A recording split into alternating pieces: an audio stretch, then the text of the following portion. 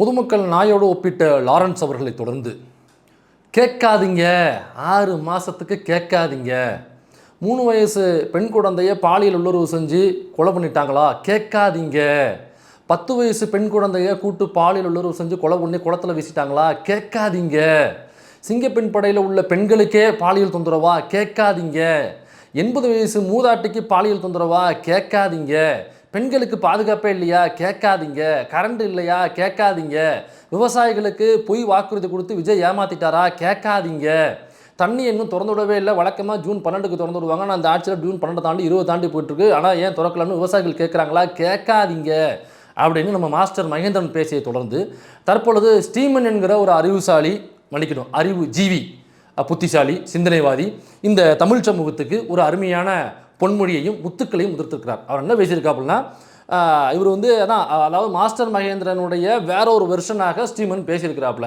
அது சின்ன சின்ன விஷயங்கள் அங்கங்கே நடக்குதுங்க. இவ்வளவு கோடி மக்கள் இருக்கிற இடத்துல சின்னதாக அங்கங்கே நடக்கிற சில குற்றங்கள் இருக்குல்ல, அது சின்ன சின்ன விஷயங்கள். எது இந்த 3.5 வயசு பெண் குழந்தை கூட்டு பாலியல் உறவு செஞ்சு கொலை பண்ணி புதரில் வீசினது இருக்குல்ல, அது ரொம்ப சின்ன விஷயங்க. அந்த சின்ன விஷயத்தை பற்றிலாம் நம்ம பேசவே கூடாது. இதை பூதாகரப்படுத்துகிறாங்க. 10 வயது பெண் குழந்தைக்கு பாலியல் தொந்தரவு கொலை பண்ணி வீசிட்டாங்க, பேசாதீங்க, சின்ன சின்ன விஷயங்க. இதை என்ன பண்ணுறாங்க, ஒரு 250 பேர் உட்காந்து ப்ரமோஷன் பண்ணி வீடியோவை போட்டு பெரிதுபடுத்துகிறாங்க. இந்த சின்ன விஷயம் இருக்குல்ல, இந்த குழந்தைகளுக்கு நடக்கிற, சிறுமிகளுக்கு நடக்கிற, பெண்களுக்கு நடக்கிற பாலியல் உள்ளவர்கள் இருக்குல்ல, இது சின்ன சின்ன விஷயங்க, இதை பெரிதுபடுத்துகிறாங்க தேவையில்லாமல் அப்படின்னு ஸ்டீமன் அவர்கள் இவர்களை தொடர்ந்து அவரும் மூளையை தூக்கி முட்டியில் வச்சுட்டு ஒரு பேட்டியை கொடுத்துருக்கிறாப்புல. அந்த மூளையை முட்டியில் வைத்திருக்கிற ஸ்டீமனுடைய பேட்டியை வைத்து தான் இன்னைக்கு இந்த வீடியோவில் அவருடைய முட்டியை நம்ம பார்க்க போகிறோம்.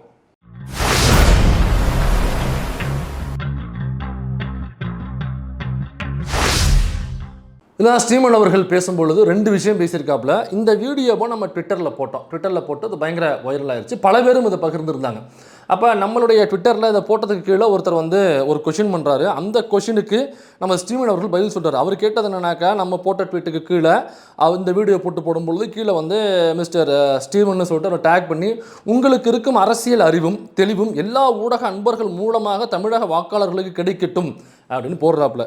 அது கீழே statement I speak what I feel, I never ask anyone to follow me or to hear my answers, I believe in ஹெச்ஓடின்னு போட்டிருக்காப்புல. அது என்னென்னு தெரியல. அது என்னமோ ஐ பிலீவ் இன் ஹெச்ஓடினாக்கா அவர் காலேஜ் படிக்கும்போது ஹெச்ஓடி மீது நம்பிக்கை இல்லாத போட்டிருக்கு, அதனால் ஹெச்ஓடின்னு போட்டிருக்காப்புல. அது என்னன்னா ஐ பிலீவ் இன் காடுன்னு போட்டிருக்காப்புல. கீழே படிக்கும்போது நமக்கே அது மேட்ச் பண்ணி அது சரி, அது ஹெச்ஓடி இல்லை, அது காடு, ஜிஓடியை தான் ஹெச்ஓடின்னு போட்டிருக்காப்புல. இல்லை எத்தனை ரவுண்டுக்கு அப்புறம் அந்த ட்வீட்டை போட்டாப்புலன்னு தெரில. ஆனால் ஸ்டீமன் அண்ணே, போதையை போட்டால் ட்வீட் போடக்கூடாது, போதையை போட்டால் பேசாமல் வீட்டில் போய் குப்புறப்படுத்து தூங்கிடணும், போதையை போட்டு ட்வீட் போட்டால் அப்படி தான், காடுக்கு போல ஹெச்ஓடின்னு போட வேண்டியது ஏதாவது இந்த மாதிரி உளர வைப்பீங்க. அது கீழே போட்டிருக்காப்புல, இஃப் யூ டூ மிஸ்டேக்ஸ் தெய்வம் அன்றே கொல்லும், திஸ் இஸ் கலியுகம் அப்படின்னு போட்டிருக்காப்புல. கலியுகம் படம் எடுத்தாங்கன்னா ரிலீஸ் ஆகலை, திஸ் இஸ் கலியுகம்னு போட்டிருக்காங்க. இது மொக்கையான ஜோக்கு தான், ஆனால் இவருக்கு இதில் போதும். விஜய்க்கு ஓட்டு போட்ட அந்த மக்களுக்கு இந்த ஜோக்கு போதும், இதுக்கு மேலே புதுசாலாம் யோசிக்க முடியாது, யோசிக்க தேவையில்லைன்னு கேட்குறேன். நீங்கள் என்ன அப்படியே பெருசாக புதுசாக யோசிச்சு கிழிச்சு ஓட்டு போட்டு விட்டீங்களா? நீங்கள் போட்ட ஓட்டுனால இந்த 40 நாளில் நடந்த பாலியல் உள்ளுறவுகள் மட்டும் எவ்வளோ தெரியுமா? 160க்கும் மேற்பட்டது எஃப்ஐஆராக மட்டுமே ஃபைல் ஆகிருக்கு. அதில் போக்சோ கேஸு ரொம்ப அதிகம். 3 வயசு குழந்தையிலேருந்து 10 வயசு குழந்தையிலேருந்து கூட்டு பாலியல் உள்ளுறவு செஞ்சு கொலை பண்ணி கொன்று வீசியிருக்கானுங்க. இதெல்லாம் யாரால் நடந்துச்சு? இப்போ இது நடந்திருக்குனாக்கா சட்டம் ஒழுங்கு யார் கையில் இருக்குது? இதுக்கு என்ன தெரியுமா பண்ணுறாங்க போலீஸு? அதெல்லாம் இப்போ நம்ம பின்னாடி பார்க்க போகிறோம். அப்போ அதான் தெய்வம் அன்றே கொல்லும் அப்படின்னு போட்டிருக்காப்புல. இதில் முதல்ல அந்த வீடியோவை நம்ம எடுத்துப்போம். அந்த வீடியோவில் அதாவது சின்ன சின்ன விஷயங்களாம், பல கோடி மக்கள் இருக்கக்கூடிய அந்த தமிழ்நாட்டில் சின்னதாக அங்கங்கே நடக்கிறது இருக்குல்ல, அதை வெயிட் பண்ணி பிக் பண்ணுறாங்க. அதை பிக் பண்ணி அதை ஒரு 250 பேர் அதை போட்டு பேசி அதை ஒரு பிஆர் பண்ணி ப்ரமோஷன் பண்ணி அதை பெரிதுபடுத்துகிறாங்க. சார் எது சார் பெரிதுபடுத்துகிறாங்க? அந்த 3.5 வயசு குழந்தை கூட்டு பாலியல் உள்ளுறவு செஞ்சு கும்மிடி பூண்டியில் ஒரு புதரில் தூக்கி போட்டிருந்தாங்கல்ல, அந்த குழந்தைய கடைசியாக தேடுதலில் 2-3 நாள் கழிச்சு தான் அந்த குழந்தை அந்த புதர்கிட்ட ஒரு குப்பை கூட மாதிரி இருக்குது, அங்கே ஒரு புதருக்கு கீழே அந்த குழந்தை கிடந்திருக்கு. தேடும் பொழுது அங்கே பார்த்துருக்காங்க. கடைசியாக அந்த குழந்தை எடுக்கும் பொழுது அந்த குழந்தையினுடைய கால்கள் இருக்குல்ல, 3.5 வயசு பிஞ்சு குழந்தையினுடைய கால்கள் இருக்குல்ல, அந்த தொடை மட்டும் இப்படியே நடுங்கிக்கிட்டே இருந்துருந்தாங்க. இப்படி சின்ன ஒரு ஷேக்கிங்கில் அந்த தொடை இருந்துட்டு இருந்துச்சு சொல்கிறாங்க. இப்போ அதை நம்மளால் விஷுவல் கூட பண்ண முடியல. அந்த எடுத்த விஷுவல்ஸ் எடுத்தாங்களா என்னன்னு தெரியல எடுக்கும் பொழுது, ஆனால் அந்த விஷுவல்ஸ் வரல. நல்ல வேளை அது வரல. ஏன்னாக்கா அந்த விஷுவல்ஸை பார்க்குற அளவுக்கு நமக்கு மன தைரியம் கிடையாது. 3.5 வயசு குழந்தை அந்த சூழலில் எப்படி பார்க்க முடியாது? அதான் அந்த பக்கத்தில் இருந்து அந்த பார்த்த ஒரு லேடி ஒருத்தவங்க அதை விவரித்து நியூஸ் சேனல்ஸுக்கு பைட்டு கொடுக்குறாங்க. அவங்க சொல்லும் பொழுது அதை முழுசாக கூட கேட்க முடியல. எனக்கு கேட்கும் பொழுது நம்ம விஷுவல் போகுது. ஒரு 3.5 வயசு குழந்தை கூட்டு பாலியல் ஒரு 4-5 பேரால் செஞ்சுப்பட்டு கொலை செய்யப்பட்டு அந்த அந்த புதரில் கொண்டாந்து அந்த குழந்தைய கொண்டாந்து தூக்கி போட்டு போயிருக்கானாக்கா அவன் எவ்வளோ பெரிய அயோக்கியனாக சைக்கோ நாயாக இருந்திருப்பான். இப்போ இதை நம்ம பெரிதுபடுத்தணுமா வேண்டாமா? இப்போ அந்த 3.5 வயசு குழந்தைக்கு நடந்தது இருக்குல்ல, அது யாருக்கு வேணாலும் நடக்கலாம். நாளைக்கு யார் விட்டு குழந்தைக்கு வேணாலும் நடக்கலாம். அதை நம்மளால் அது விஷுவல் பண்ணி பார்க்கும் பொழுது நமக்கு கண்லேருந்து தண்ணி வருது. ஏன்னாக்கா என் வீட்டில் அதே வயசில் ஒரு குழந்தை இருக்குது. இப்போ அதை பேசும்பொழுது நாளைக்கு ஏன் குழந்தைக்கு அது நடந்துருமோங்கிற பயம் எனக்கு இருக்குது. அப்போ அதே 3.5 வயசில் 2 வயசில் எல்லார் வீட்லேயுமே குழந்தை இருக்கும். அப்போ எல்லார் வீட்டு குழந்தைக்குமான பாதுகாப்பு என்ன? இப்போ சட்டம் ஒழுங்கு என்ன செய்யுது? இப்போ இந்த பிரச்சனையில் அந்த தேடுதலில் ஒரு 4 பேர் அந்த சம்பவத்தை செஞ்சதாக அந்த பொதுமக்கள் சொல்கிறாங்க. அந்த 4 பேரை பிடிக்கும் பொழுது 4 பேரும் வந்து வடமாநிலத்தை சார்ந்தவங்க. அந்த 4 பேரை வீடுகளை புந்து அடிக்கிறாங்க உள்ள பொதுமக்கள். போலீஸ் அந்த நடவடிக்கை எடுக்கல. அவங்க வழக்கம் போல தான் சட்டம் தன் கடமையை செய்யணும். பழைய தமிழ் படத்தில் கடைசியில் ரிவால்வரை கொண்டு வந்து மேலே சுடுவாங்கல்ல, அந்த மேலே போலீஸே இப்போ ஆயிடுச்சு இந்த தாவேக்கா ஆட்சிக்கு அப்புறம். அதனால் 4 பேர் மக்களே பிடிச்சிடுறாங்க. போலீஸின் மீது அரசின் மீது நம்பிக்கை போனதுனால மக்களே களத்தில் இறங்குறாங்க. மக்களே களத்தில் இறங்கி 4 பேரை பிடிச்சி வீட்டுக்குள்ளே புந்து அடிக்கிறாங்க. அடிக்கும் பொழுது 3 பேர் அதில் வந்து தப்பிச்சு ஓடிடுறான். அடி வாங்கிட்டால ஒருத்தன் மட்டும் கையில் சிக்கிறான். அப்புறம் அவனை மட்டும் நையை பிடிச்சி போலீஸ்கிட்ட ஒப்படைக்கிறாங்க.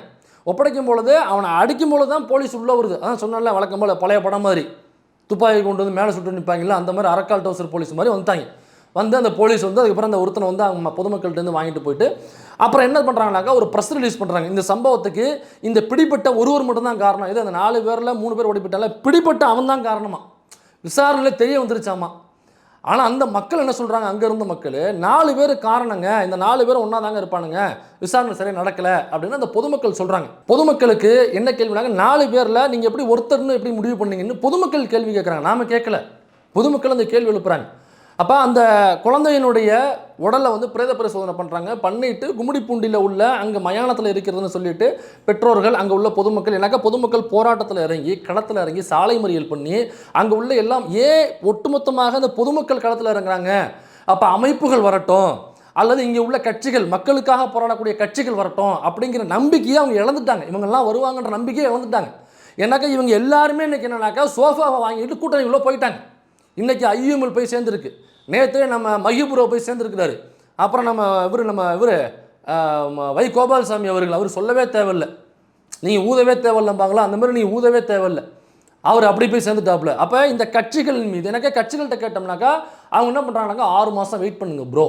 இப்போ அந்த 3.5 வயசு குழந்தைக்கு இறந்ததுக்காக அங்கே நீதி கேட்டு போகிற மக்கள்கிட்ட இருக்காங்கல்ல, அவங்ககிட்ட போய் இந்த கூட்டணி கட்சிகள் இருக்கிறவங்க இதே பதிலாக அந்த மக்கள்கிட்ட போய் சொல்ல முடியுமா? அவங்களால களத்தில் நின்று சொல்ல முடியுமா? 6 மாதம் வெயிட் பண்ணுங்க. ஏன் உங்களுக்கு என்ன அவ்வளோ ஒன்றும் அவசரம்? 6 மாதம் கழித்து நம்ம போராட்டம் பண்ணுவோம். 6 மாதம் கூட நீங்கள் அந்த அரசுக்கு வந்து ஹனிமூன் பீரியட் கொடுக்க மாட்டீங்களா அப்படின்னு அங்கே போய் சொல்லுங்களேன் பார்ப்போம். அப்போ அந்த மக்கள் ஏன் களத்தில் இறங்கி போராடினாங்கனாக்கா இந்த இந்த இந்த மக்களுக்காக நான் போராடுறேன், கொள்கை தாங்கி போராடுறேன், நான் வந்து ஒரு கொள்கை குன்று, நான் வந்து ஒரு கொள்கைக்காக உடையவன், கொள்கையை தாண்டி ஒரு இன்ச்சு கூட எடுத்து வைக்க மாட்டேன் அப்படின்னு சொன்ன அனைத்து கட்சிகளின் மீது உள்ள நம்பிக்கையும் அந்த அமைப்புகளின் மீது உள்ள அனைத்து நம்பிக்கையும் மக்கள் இன்றைக்கி இழந்துட்டாங்க. ஏன்னா எல்லோருமே விலை போனவர்களாக இருக்கிறார்கள். எல்லாரும் நான் சொல்ல 99% விலை போனவர்களாக இருக்கிறார்கள். அதனால் இந்த மக்களுக்காக போராடுறேன், இந்த கட்சி நாங்கள் வந்து கொள்கை குன்றுன்னு சொல்ல யாரின் மீதும் இந்த மக்களுக்கு துளி அளவும் இப்போ நம்பிக்கை இல்லை. களத்தில் அவங்களே இறங்கி போராடுறாங்க. அப்போ அந்த மக்கள்லாம் அந்த அந்த உடலை புதைப்பதற்கான அந்த மயானத்தில் ஏற்பாடுகளை போலீஸ் செஞ்சுருக்கு. அப்போ இவங்க அந்த இடத்துல போய் வெயிட் பண்ணுறாங்க அந்த கும்மிடிப்பூண்டியில். எனக்கா எல்லாரும் போராட்டம் பண்ணி தான் ஒரு அந்த வந்து காவல்துறைக்கு கொண்டு போய் ஒருத்தனை பிடிச்சி கொடுத்து இவ்வளோ செஞ்சுருக்காங்க, அவங்க போராட்டம் பண்ணியிருக்காங்க. அப்போ அந்த உடலை வந்து இறுதி மரியாதை செஞ்சு அடக்க செய்யணும் அப்படிங்கிறதுல வெயிட் பண்ணுறாங்க. இந்த ஏற்பாடுகளை போலீஸ் செஞ்சுட்டு என்ன பண்ணால் கடைசியில் மண்ணை தூவிட்டு இதுலேருந்து 15 கிலோமீட்டர் தொலைவு உள்ள வேற ஒரு மயானத்தில் கொண்டு போய் இருக்கிறாங்க. அந்த உடலை வந்து தகனம் பண்ணுறாங்க. ஏன் இப்போ கும்மிடிப்பூண்டியில் செத்துச்சுனாக்கா அங்கே உள்ள மயானத்தில் இருக்கிறதானங்க ரூல்ஸு, அதானங்க ரூல்ஸ் அண்ட் ரெகுலேஷனு. அப்போ இங்கே எரிக்க வேண்டிய பணத்தை அல்லது புதைக்க வேண்டிய அந்த உடலை எதுக்கு 15 கிலோமீட்டர் தள்ளி உள்ள ஒரு ஊருக்கு கொண்டு போய் யாருக்கும் தெரியாமல் அங்கே எதுக்கு நீங்கள் தகனம் பண்ணணும்? இதே மாதிரி நம்ம 10 வயசு சிறுமி கோவை சூலூரில் இதே மாதிரி தான் சேம் பேட்டர்ன். இதே மாதிரி தான் போலீஸ் என்ன பண்ணுது, அதே மாதிரி தான் மக்களுக்கு களத்தில் இறங்கினாங்க. எனக்கு மக்களுக்கு அமைப்புகளின் மீது இந்த கொள்கை குன்று கட்சிகளின் மீது நம்பிக்கை இழந்துட்டாங்க. இவங்க எல்லாருமே சோஃபா வாங்கி போட்டு உள்ளே உட்காந்துருவாங்க அப்படிங்கிறதுனால நம்பிக்கை இருந்து மக்கள் போராட்டத்தில் இறங்கி அதுக்கப்புறம் கைது பண்ணுறாங்க சில குற்றவாளிகளை. அப்புறம் கைது பண்ணதுக்கப்புறம் அந்த உடலை பெற்றோர்கள்ட்ட ஒப்படைக்காமலேயே, பெத்த தாய்கிட்ட அந்த உடலை ஒப்படைக்காமலேயே போலீஸே தகனம் பண்ணிடுது. இப்போ அதுக்கப்புறம் அந்த குழந்தையை பெற்ற அந்த அம்மா இருக்காங்களா, அவங்க ப்ரெஸ் மீட் பண்ணுறாங்க. எங்களை ப்ரெஸ்ஸை பார்க்க விடவே இல்லை, ப்ரெஸ்ஸை பார்த்து நாங்கள் எங்களுடைய ஆதங்கத்தை சொல்லணும்னு இருந்தோம், எங்கள்கிட்ட போலீஸ் வந்து உடலை கண்ணில் காமிக்கவே இல்லைன்ட்டு எங்களை வந்து ப்ரெஸ் மீட் பண்ண விடாமல் பண்ணிட்டாங்க போலீஸு அப்படின்னு சொல்லிட்டு. அப்போ தான் ஒரு போலீஸ் ஆஃபீஸர் ஒருத்தவங்க இந்த இப்படியே பண்ணிக்கிட்டு சிரிச்சுக்கிட்டே ஒரு மாதிரி ப்ரெஸ் மீட் பண்ணாங்கல்ல, அதுக்கு கூட அந்த கூட்டணி கட்சிகள்லாம் பயங்கரமாக வந்து முட்டு கொடுத்தாங்களே, ஏன் ஒரு போலீஸ் இருக்கக்கூடாதா, போலீஸ்னால் இருக்கமாக தான் இருக்கணுமா, அவங்களுக்கு 100ல் ஒரு கேஸு, நமக்கு தான் இது ஒரு கேஸு அப்படின்னு பயங்கரமாக முட்டு கொடுத்தாங்க. இதே திமுக பீரியடாக இருந்தால் நாங்கள் கூட்டணி கட்சிக்குள்ளே இருந்தாலும் அந்த கட்சியை நாங்கள் கண்டிப்போம், நாங்கள் எதிர்ப்போம். எப்படிங்க இப்படியாப்பட்ட ஒரு சூழலில் போலீஸ் வந்து இப்படி பேட்டி கொடுக்க முடியும், இப்படி சிரிச்சு தான் நீங்கள் கொடுப்பீங்களா பேட்டியை, மக்களுடைய மனநலை என்னவாக இருக்கும் அப்படின்னு அப்படி உருட்டுவாங்க. இப்போ கூட்டணிக்குள்ளே போனதுனால இப்படி ஒரு உருட்டு. அப்போ அன்னைக்கு என்ன நடந்துச்சுனாக்கா, போலீஸ் பெற்றோரிடம் அந்த உடலை காண்பிக்காமல் அவங்களே தகனம் பண்ணிட்டாங்க, அவங்களே கொண்டு போய் உடலை வந்து இறுதி மரியாதை செஞ்சு அவங்களே அடக்கம் பண்ணிட்டாங்க. அப்போ இது எங்கே நடக்கும்னாக்கா வழக்கமாக இதே மாதிரியான சம்பவங்கள் உத்தரப்பிரதேசத்தில் நடக்கும், பீகாரில் நடக்கும், மகாராஷ்டிராவில் நடக்கும், அல்லது ஹரியானாவில் நடக்கும், மத்திய பிரதேசத்தில் நடக்கும். நம்ம அத்தாரஸ்னு ஒரு சம்பவம் கேள்விப்பட்டிருப்போம். ஒரு பட்டியல் சமூகத்தை சேர்ந்த ஒரு பெண், அவங்கள கூட்டு பாலியல் வல்லுறவு செஞ்சு அடித்து கொண்டுட்டாங்க, ரொம்ப குரூரமான முறையில் கொல்லப்பட்டாங்க. அந்த இறந்து போன அந்த பெண்ணினுடைய சடலத்தை பெற்றோரிடம் ஒப்படைக்காமல் போலீஸே எரித்தது. பெற்றோர்கிட்ட அந்த உடலை காண்பிக்கவே இல்லை, ஏன்னாக்கா அந்த உடலை பிரேத பரிசோதனை பண்ண சரியில்லைன்னு அந்த பெற்றோர்கள் வந்து குரல் எழுப்பினாங்கனாக்கா பெரிய பிரச்சனையாக மாறும். அப்போ அந்த குற்றம் செஞ்சவன் அங்கே உள்ள ஆளுங்கட்சியாக சார்ந்தவனாக கூட இருக்கலாம். ஒருவேளை அப்படி இருக்கிறதுனால தான் அவங்க அப்படி பெட்ரோல்கிட்ட காமிக்காமல் எரிச்சிருக்காங்க அப்படின்ற விமர்சனம்லாம் வந்துச்சு. அப்படி இல்லைனாக்கா நீங்கள் இந்த உடலை ரூல்ஸ் அண்ட் ரெகுலேஷன் படி சட்டப்படி நீங்கள் பெட்ரோல்கிட்ட தான் ஒப்படைக்கணும், ஏன் அத்தாரஸில் ஒப்படைக்காமல் எரிச்சாங்க? அப்போ அதுக்குள்ளே ஏதோ ஒரு தவறு நடந்திருக்கு, இந்த தவறை மறைப்பதற்காக அந்த காவல்துறை துணை போயிருக்கு. அதே மாதிரியான சம்பவம் அப்போ அத்தாராஸில் நடக்கும்போது தமிழ்நாட்டுக்கு வந்து நம்ம இங்கேருந்து பேசணும். அந்த அத்தாராஸில் சாகடிக்கப்பட்ட கொல்லப்பட்ட அந்த பெண்ணுக்காக, பாலியல் வல்லுறவு செஞ்சு கொல்லப்பட்ட அந்த பெண்ணுக்காக நாம் இங்கேருந்து குரல் எழுப்பணும். ஆனால் அந்த சம்பவம் இன்னைக்கு தமிழ்நாட்டுக்குள்ளே நடந்துக்கிட்டு இருக்கு. இந்த கும்மிடிப்பூண்டி, இந்த சென்னையிலேருந்து மிக மிக அருகில் உள்ள கும்மிடிப்பூண்டியில் நடந்திருக்கு. Coimbatore one of the city, அதான் சென்னையினுடைய மான்செஸ்டர்னு சொல்லுவாங்க. இந்த மான்செஸ்டர் கோயமுத்தூரில் நடந்திருக்குங்க. கோயமுத்தூரில், சென்னையில் எங்கேயோ ஒரு மூலையில் யாருடைய நாலேஜுக்கும் வராத ஒரு உட்கிராமத்தில் நடந்திருக்கானாக்கா இல்லை, சென்னை சிட்டிகளில் நடந்திருக்கு, கோயமுத்தூர் சிட்டியில் நடந்திருக்கு, அத்தாராஸில் நடந்தது, இங்கே நடந்திருக்கு. இப்போ இதை நம்ம பெரிதுபடுத்தக்கூடாதான், இது எங்கேயோ ஒன்று அங்கங்கே நடக்கிறது இல்லை. இதை வெயிட் பண்ணி 250 பேர் பேசி இதை பிக் பண்ணி இதை பூதாகரமாக்குறாங்க. ஏங்க இப்போ 160க்கும் மேற்பட்ட இந்த பாலியல் உள்ளுறவுகள் வழக்குகள் பதிவாயிருக்குல்ல, இந்த 40 டேஸில் நான் சொல்கிறது, இப்போ நான் அநேகமாக எனக்கு தெரிஞ்சு 200 கிராஸ் பண்ணியிருக்குன்னு நினைக்கிறேன், நமக்கு தெரியல. லாஸ்ட்டாக இருந்தது 150க்கும் மேற்பட்டது, அது 3 நாளைக்கு முன்னாடி. அப்போ அதுக்குள்ளே இன்னமும் ஒரு 10-15 கேசஸ் அதிகமாக இருக்கும். அதனால் 160 கண்டிப்பாக கிராஸ் பண்ணியிருக்குன்ற நம்பிக்கையை இந்த அரசாங்கத்தின் மீது தாவேக்காவுக்கு ஓட்டு போட்ட தாவேக்கா நிர்வாகிகள் மீது நம்பிக்கையில் சொல்கிற 160 கண்டிப்பாக கிராஸ் பண்ணியிருக்கும். அப்போ இந்த விஷயங்கள்லாம் இப்போ 160 எஃப்ஐஆர் ஃபைலாக இருக்குல்ல, இப்போ திமுக ஆட்சியாக நடக்குது. வாலண்டியராக இந்த சம்பவங்கள் ஈடுபட்டவங்களாம் தாவேக்கான பொய் செய்தியை பரப்பி பொய்யான நபர்கள் மீது வழக்கு போடுறதுக்கு திமுக ஆட்சி. ஏன்னா நீங்கள் தானே சொல்கிறீங்க திமுக தான் அது காரணம். ஒருவேளை திமுக ஆட்சியாக இருந்தால் பொய்யான வழக்குகளை எங்கள் கட்சியின் மீது போடுறாருன்னு நீங்கள் ஒரு லாஜிக்காக அந்த பொய்யா அவதூறை பரப்பலாம். அந்த பொய்யா அவதூறாக திமுகவிற்கு எதிராக பரப்பப்பட்ட அவதூறுகளை, பொய்களை மிகப்பெரிய இயக்குநர்கள் என்று தன்னை சொல்லிக் கொள்கிறவர்கள், நாங்கள் வந்து இந்த மக்களுக்கான பாதுகாவலர்கள் என்று தன்னை சொல்லிக் கொள்பவர்கள், நாங்கள் ஒரு பண்பாட்டு புரட்சி ஏற்படுத்த போகிறோம் அப்படின்னு சொல்லிக் கொள்கிற அந்த மிகப்பெரிய இயக்குநர்கள் இருக்காங்கல்ல, அவங்க கொஞ்சம் கூட கூச்சம் இல்லாமல் அந்த செய்தியை, அந்த ட்வீட்டை அவங்களே கைப்பட ட்வீட் பண்ணி அவங்க அந்த பொய் அவதூறை பரப்புவாங்க. பொய்ன்னு தெரிஞ்சதுக்கு அப்புறமும் அதை கரெக்ஷன் பண்ண மாட்டாங்க, அதுக்கு வருத்தம் தெரிவிக்க மாட்டாங்க, மறுப்பு தெரிவிக்க மாட்டாங்க, எதுவும் தெரிவிக்க மாட்டாங்க. அப்போ இந்த தாவேக்கா ஆட்சியில் நீங்கள் போட்ட வழக்குகள் தான். அப்போ தாவேக்கா ஆட்சியில் வழக்கு போடும் பொழுதே ஒரு தாவேக்கா நிர்வாகி பண்ணிட்டான் அப்படிங்கிறத உங்களால் மறைக்க முடியல. எனக்கா இது ரொம்ப அற்புதமான அரசு, மக்களுக்கான அரசு அப்படிலாம் கிடையாது, எல்லாருக்குமே தெரியும். லிட்டரலாக இது வரைக்கும் சிஎம் ஒரு ப்ரெஸ் மீட் கூட பண்ணல. சட்டமன்றத்தில் சிஎம் பேசுவார்னு பார்த்தாக்கா, சிஎம்கிட்ட கேள்வி கேட்டாக்கா யார் நம்ம இவர் ராஜமோகன் எந்திரிச்சு பதில் சொல்லிட்டு இருக்காப்புல. சட்டப்பேரவை தலைவர் எதிர்கட்சியிலேருந்து சிஎம் நோக்கி கேள்வி கேட்டால் அவர் சட்டப்பேரவை தலைவர் என்ன சொல்லணும், இந்த மாதிரி மாண்புமிகு முதலமைச்சர் அவர்களே அப்படின்னு சொன்னாக்கா அவர் எழுந்து பதில் சொல்லுவாப்புல. அவர் என்ன சொல்கிறாப்புல, சிஎம்கிட்ட கேள்வி கேட்டாக்கா மாண்புமிகு கல்வித்துறை அமைச்சர் ராஜமோகன் அவர்களே. ஏன் அவர் பேச மாட்டாரா சிஎம்? அவர் தான் நல்லா பேசுவார்ல. ஒருவேளை சட்டமன்றத்துக்குள்ளே பஸ்ஸை கொண்டாந்து போட்டு பஸ்ஸு மேலே மைக்கு போட்டு அந்த மைக்கு கிட்ட தான் பேசுவார் அவர், ஸ்கிரிப்ட் எழுதி கொடுத்தாக்கா. அப்போ அவர் பேசணும்னு அவரையும் பேச மாட்டேங்கிறாரு. அப்போ இது லிட்டரலாக தெரிஞ்சு போய் இது ஒரு பிஜேபி மாடல். இது பிஜேபி மாடலை நேரடியாக உள்ளே கொண்டு வர முடியாத அந்த பிஜேபி மறைமுகமாக தாவேக்காவை வைத்து உள்ளே கொண்டு வந்துட்டு இருக்கு. அத்தாராசில் நடந்த அதே மாடல் இங்கே எப்படிங்க நடக்கும்? எதுக்கு பெற்றோர்களிடம் அந்த பெத்த தாயிடம் அந்த இறந்து போன உடலை காண்பிக்காமல் எதற்கு கொண்டு போய் அவசரமாக கொண்டு போய் தகனம் பண்ணோம்? எதுக்கு இறுதி சடங்கு செய்யணும்? அப்படி செய்ய வேண்டிய அவசியம் இல்லையே. அப்போ அதுக்குள்ளே ஏதோ முறைகேடு நடந்திருக்கு, விசாரணையில் ஏதோ முறைகேடு நடந்ததுனால தானே இப்படி பண்ண முடியும்னு மக்கள் கேள்வி எழுப்புறாங்க. அப்படி இல்லைனாக்கா ப்ராப்பராக என்ன செய்யணுமோ அதை நீங்கள் செய்ய வேண்டியது தானே. அப்போ இப்போ 160க்கும் மேற்பட்ட வழக்குகளில் தாவேக நிர்வாகிகள் தான் குற்றவாளிகள். இந்த 160 பெரும்பான்மை 95% குற்றவாளிகள் தாவேகாவை சார்ந்தவர்கள். இப்போ இந்த வழக்கு போட்டது உங்கள் அரசு தான் வழக்கு போட்டிருக்கு. அப்போ இதெல்லாம் 160 வழக்குகள்லாம் பொய்யான வழக்குகளா? அப்போ இவர் சொல்கிறது மாதிரி, சீமன் சொல்கிற மாதிரி எங்கோ 1-2 வந்து எப்படி 160 கேஸ் ஃபைல் ஆகும்? எப்படி எஃப்ஐஆர் ஃபைல் ஆகும்? எப்படி இப்போ பிரைம் ஆஃபீஸ் இல்லாமல் ஒருத்தனை கைது பண்ணுவாங்களா? பிரைம் ஆஃபீஸ் இல்லாமல் அது மேலே எஃப்ஐஆர் போடுவாங்களா? இப்போ பிரைம் ஆஃபீஸ் இல்லாமல் எஃப்ஐஆர் போட்டோம்னாக்கா தாவேக அரசு தவறு செய்கிறது. தாவேக அரசு தன்னுடைய சுயநலத்துக்காக தான் கட்சிக்கார மேலே வழக்கு போட்டு அப்போ அங்கே ஏதோ அந்த பொறுப்பை வந்து இன்னொருத்தருக்கு நகர்த்துறதுக்காக அந்த தான் சொந்த கட்சிக்கார மேலேயே பிரைம் ஆஃபீஸ் இல்லாமல் தவறான வழியில் வழக்கு போட்டுருன்னு சொல்ல வரீங்களா? அப்படி இல்லைல்ல. அப்போ தாவேக அரசு தான் வழக்கு போட்டிருக்கு. இந்த போலீஸ் துறை அப்படிங்கிறது உள்துறை அமைச்சகத்தை கையில் வச்சிருக்கிற சிஎம் உடைய கையில் தானே அங்கே லாண்ட் ஆர்டர் இருக்குது, போலீஸ் டிபார்ட்மெண்ட் இருக்குது. அப்போ 160 கேசஸ்க்கு மேலே இங்கே எஃப்ஐஆர் ஃபைலாக இருக்குது. இல்லை 95% குற்றவாளிகள் அக்யூஸ்டு தாவேக நிர்வாகிகள். அப்புறம் இதை பெரிதுபடுத்தக்கூடாதா? இவர் சொல்கிற மாதிரி அங்கொன்றும் இங்கொன்றும் 4-5நாக்கா எப்படி 160 கேஸ் ஃபைல் ஆச்சு? சொல்லுங்கள் மிஸ்டர் ஸ்ரீமன், சொல்லுங்கள் ஸ்ரீமன். ஹெச்ஓடியா? காடிக்கு ஹெச்ஓடி. அதான் சரக்கை போட்டோமா சைடிஸை தின்னோமா போதை இறனத்துக்கு அப்புறம் குப்புறப்படுத்தி தூங்கணுமான்னு இருக்கணும். அதுக்கப்புறம் உட்காந்து சமூக பிரச்சனைகளை பேசுகிறாங்களா? அவங்க சமூக பிரச்சனைகள், சோஷியல் ஆக்டிவிஸ்ட். 10 ரவுண்டு போனாக்கா சோஷியல் ஆக்டிவிஸ்ட்டாக மாறிடுவாங்க. அவங்க 10 ரவுண்டு கீழே வந்தாங்க நிதானமாக இருந்திருப்பாங்க. ஒரு 6-7 தாண்டும் பொழுது சோஷியல் ஆக்டிவிஸ்ட் திடார்னு வந்து நான் கருத்து சொல்கிறேன், நான் வந்து ட்வீட் போடுறேன், நான் வந்து பயங்கரமாக இந்த அரசுக்கு எதிராக செயல்படுறவங்களுக்கு எதிராக நான் கருத்தை பதிவு பண்ணுறேன் அப்படின்னு கருத்தை பதிவு பண்ணுறதா வந்திருக்காங்க. சரி, அங்கொன்றும் இங்கொன்றுமே வச்சுப்போங்க.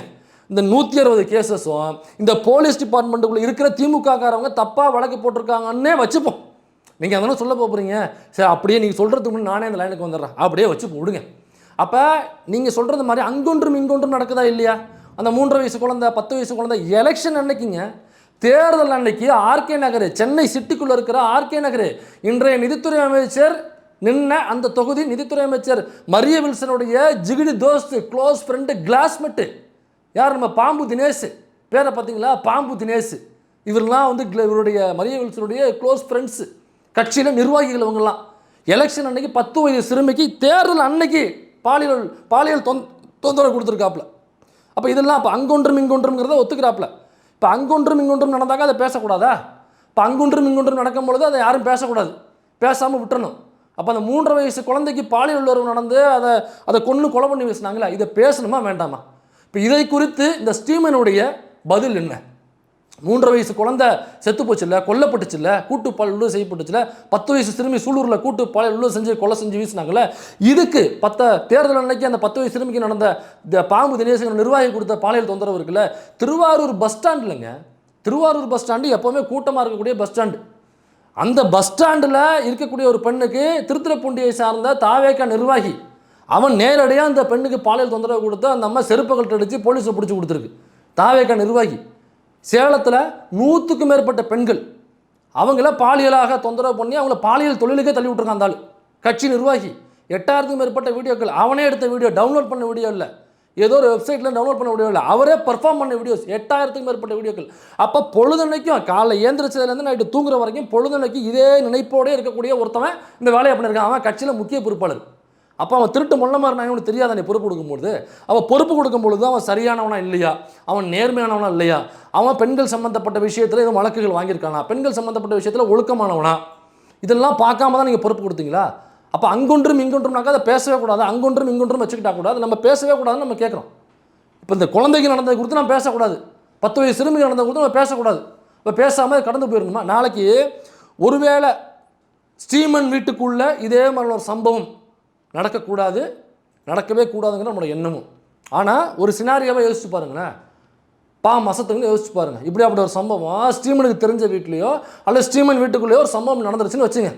இப்போ ஸ்டீமன் என்ன பண்ணுவாப்புல, அங்கொன்றும் இங்கொன்றும் நடக்கிறத நம்ம வீட்டில் நடந்துருச்சுப்பா, அதனால் வந்து பெரிதுபடுத்தக்கூடாது, இதை நம்ம அப்படியே விட்டு கடந்து போயிடணும், அதனால் போலீஸ் கேஸ் போடாதீங்க, இதை பற்றி பேசாதீங்க, பொதுவெளியில் டிஸ்கஸ் பண்ண வேண்டாம், இதை அப்படியே விட்டுருங்க. இல்லை அங்கொன்றும் இங்கொன்றும் நடக்கிறத 250 பேர் பேசி அதை பூதாகரப்படுத்துகிறாங்க. சார் ஸ்டீமன் சார், அது கண்ணாடி சார், நீங்கள் இதை உங்களோட நண்பர் இருக்கார்ல, கிளாஸ்மேட்டு அவர் நம்ம சிஎம் சார் விஜய் சார் இருக்கார்ல, அவர்கிட்ட எலெக்ஷன் அப்போ நீங்கள் சொல்லியிருக்கணும், சார் விஜய் நண்பா, என்ன நண்பா இது சும்மா அங்கொன்றும் இங்கொன்றுமாக நடக்குது நண்பா, திமுக ஆட்சியில் வேறு ஏதாவது பெரிய கேஸஸ் இருக்கா நண்பா, அங்கொன்றும் இங்கொன்றுமாக ரெண்டும் நடந்திருக்கு. அப்படி நடந்த விஷயங்களும் எங்கள் அண்ணா யூனிவர்சிட்டியில் நடந்தது. அண்ணா யூனிவர்சிட்டியில் நம்மளால் ஆக்சஸ் பண்ண மனிதர்களை ஆக்சஸ் பண்ண முடியாத இடங்கள் நிறைய இருக்குது, எக்கச்சக்கமான ஏக்கரில் இருக்குது. காடு மாதிரியான இடங்கள், புதர்கள் மாதிரியான இடங்கள், உள்ளுக்குள்ளே அவ்வளோ இடங்கள் ஆக்சஸ் பண்ண முடியாமல் அவ்வளோ இடங்கள் காடாக இருக்குது. அப்படி மனித நடமாட்டம் இல்லாத அல்லது ரொம்ப இரவானதுக்கு அப்புறம் மனித நடமாட்டம் குறைவான இடத்துல ஒரு சம்பவம் நடக்குது, அதுவும் நடக்கக்கூடாது தான், அதில் மாற்றுக்கிறதே இல்லை. ஆனால் அப்படியே அந்த செயலை செஞ்ச அந்த ஞானசேகரன் என்கிற ஒரு திருட்டு மொல்ல மாதிரி நாய் இருக்கான் பாருங்கள், இந்த திருட்டு மொல்ல மாதிரி நாய், அந்த நாய் இதற்கு முன்னாடியே இதே மாதிரி பல வழக்குகள் அவன் மேலே இருக்குது. ஆனால் அதிமுக பிரிவில் இவன் மேலே எந்த நடவடிக்கையும் எடுத்தாக்க சாதாரண கேஸை போட்டு வெளியில் விட்டாங்க. ஆனால் திமுக பிரிவில் தான் அவன் மேலே அந்த வழக்கு போட்டு ரொம்ப சீக்கிரமாகவே அவன் மேலே வந்து ஆதாரங்களோட நீதிமன்றத்தில் நிப்பாட்டி அவனை தகுந்த தண்டனை வாங்கி கொடுத்து திமுக பிரிவில். அதுக்கு முன்னாடி அதிமுக பிரிவில் அதிக தவறுகள் செஞ்சுருக்கான், ஹேபிச்சுவல் அஃபெண்டராக இருந்திருக்கான், அவன் மேலே பெரிதாக நடவடிக்கை எதுவும் அதிமுக பிரிவில் எடுக்கலை. இதை சொல்லுவாப்பில் எஸ்டீம்னு. அப்போ அது ஆள் நடமாட்டம் இல்லாத ஒரு இருட்டான ஏரியாவுக்குள்ளே அந்த சம்பவம் நடந்திருக்கு.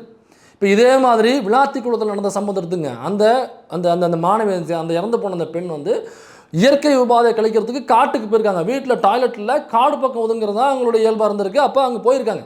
அப்போ அந்த காட்டில் ஆள் நடமாட்டம் இல்லாத ஆள் அரவம் இல்லாத இடத்துல அந்த சம்பவம் நடந்திருக்கு.